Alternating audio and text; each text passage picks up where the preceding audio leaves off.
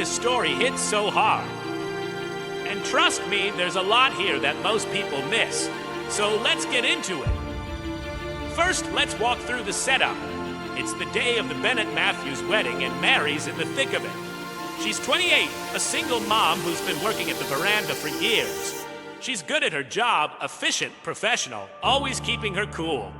But she's also carrying a lot. Bills piling up, a daughter who needs new school clothes, a life where every shift feels like a tightrope walk.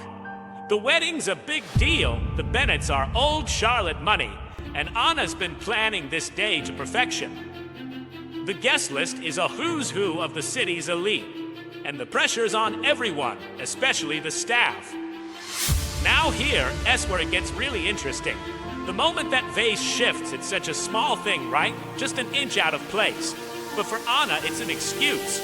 She's already on edge, maybe because of wedding stress, maybe because she's used to getting her way.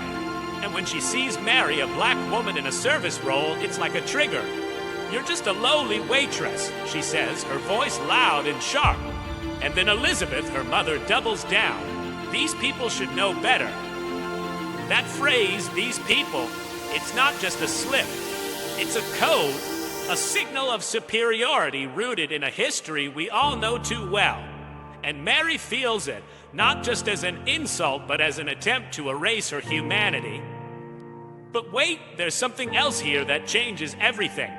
Mary's response isn't loud or aggressive. She doesn't curse, doesn't cry. She says, "I'm sorry for the vase. I'll fix it, but I won't kneel." Those words are so simple, but they're loaded. They're a refusal to play the role Anna and Elizabeth expect, the submissive black woman, the one who bows to keep the peace. And in that moment, Mary's not just defending herself.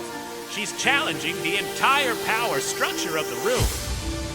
The guests, the staff, even John, they're all forced to see her, really see her for the first time.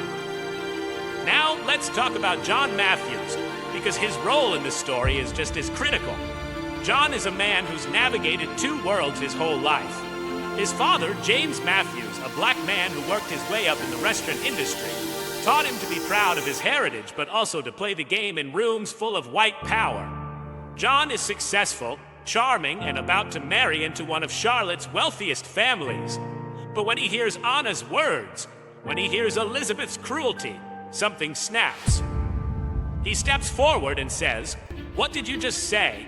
And then in front of everyone, he pulls off his ring and says, "This wedding is over." This is the part that broke my heart. John